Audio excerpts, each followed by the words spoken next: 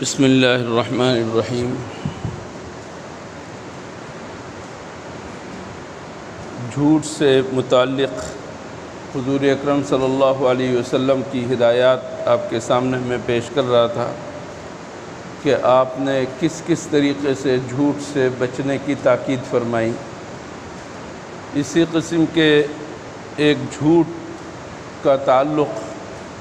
آج کل جس کا بہت زیادہ رواج ہے وہ ہے سوشل میڈیائی جھوٹ، کہ ایک سے آپ نے بات سنی،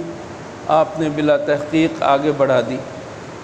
اس نے تیسرے کو اور اس نے چوتھے کو۔ پہلے تو یہ بات فرداً جاتی تھی اور اب اس بات کے جانے میں دیر نہیں لگتی اور سیکنڈوں میں اور منٹوں میں دنیا کے ایک کونے سے دوسرے کونے تک بات پہنچ جاتی ہے اور بات بلا تحقیق ہوتی ہے۔ حضور اکرم صلی اللہ علیہ وسلم نے فرمایا کفا بالمرء کذبا ان یحدث بکل ما سمع، آدمی کے جھوٹا ہونے کے لیے اتنا ہی کافی ہے کہ جو کچھ سنے آگے بڑھا دے بلا تحقیق۔ ایک بات آپ نے سنی واٹس ایپ کے ذریعے سے، فیس بک کے ذریعے سے، یا کسی نے انفرادی طور پر آپ تک ایک بات پہنچائی، آپ کو وہ بات اچھی لگی، مثلاً کہہ دیا کہ یہ حضور صلی اللہ علیہ وسلم کا قول ہے، اور حقیقتاً حضور اکرم صلی اللہ علیہ وسلم کا قول ہے یا نہیں آپ کو پتہ نہیں، آپ نے تحقیق نہیں کی، آپ نے کسی معتبر عالم سے وہ بات سنی نہیں، اور آپ نے فوراً وہ بات آگے بڑھا دی کہ یہ اچھی بات ہے، یا کسی کی بھی طرف بھی منسوب کر دینا، خاص طور پر حضور اکرم صلی اللہ علیہ وسلم کی طرف منسوب کر کے کوئی بات جو آگے بڑھاتے ہیں، یہ تو جھوٹ کی اعلیٰ قسم ہے۔ اور اس کے اوپر حضور اکرم صلی اللہ علیہ وسلم نے وعید ذکر فرمائی ہے کہ جو شخص حضور اکرم صلی اللہ علیہ وسلم پر جھوٹ باندھے اس کا ٹھکانہ جہنم ہے۔ آج کس قدر دھڑلے سے ہم ایک سے دوسرے تک اور دوسرے سے تیسرے تک بات کرتے چلے جاتے ہیں، اور خاص طور پر انٹرنیٹ پر، خاص طور پر سوشل میڈیا کے جتنے ذرائع ہیں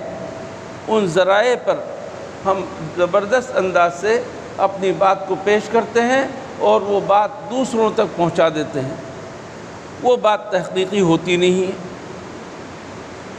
حضور صلی اللہ علیہ وسلم نے فرما دیا کہ 2 رکعت پڑھو تو یہ ثواب ہوگا، یہ ثواب ہوگا، اور حضور صلی اللہ علیہ وسلم نے یہ بات فرمائی نہیں۔ ایک عام آدمی کی بات بھی اگر کوئی سن لے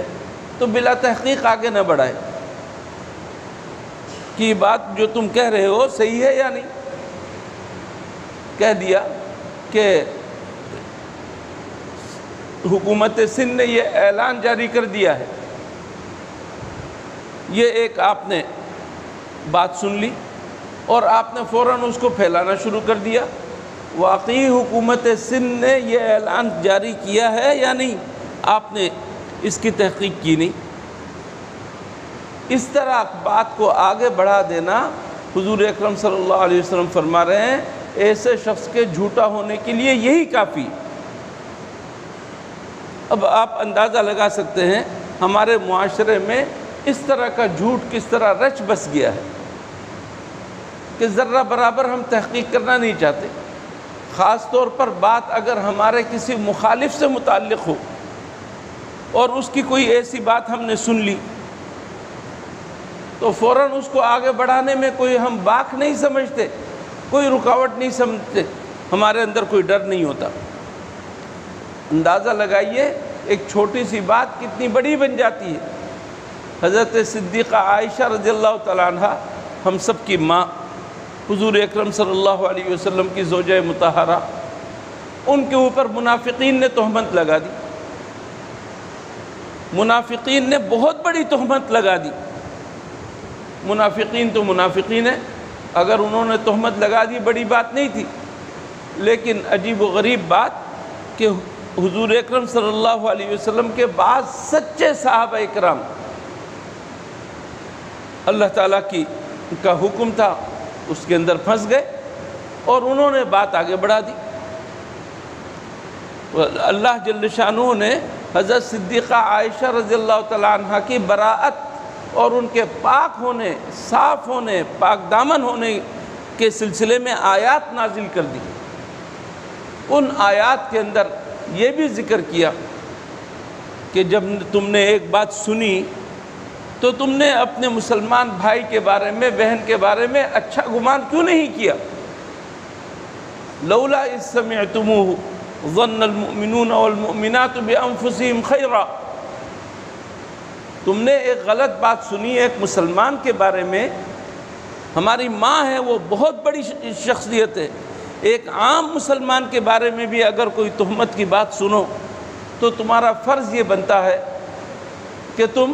فوراً کہو کہ یہ تو جھوٹ ہے، بہتان ہے، ایک مسلمان ایسا نہیں کر سکتا۔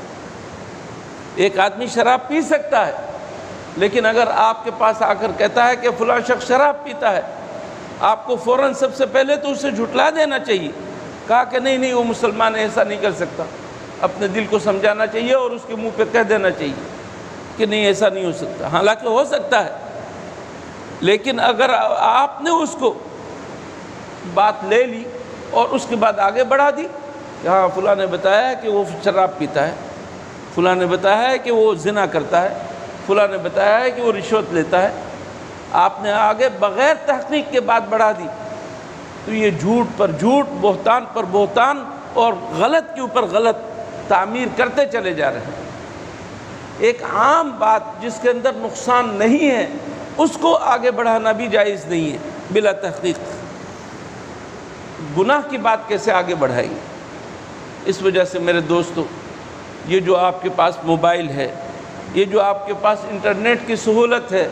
جدید ٹیکنالوجی ہے، خدا کے واسطے اس کا غلط استعمال نہ کیجیے۔ اپنے جس طرح زبان کو آپ روکتے ہیں جھوٹ سے، اپنی انگلیوں کو اور کلک کو بھی روکے جھوٹ سے، آگے بڑھانے سے بات کو روکے۔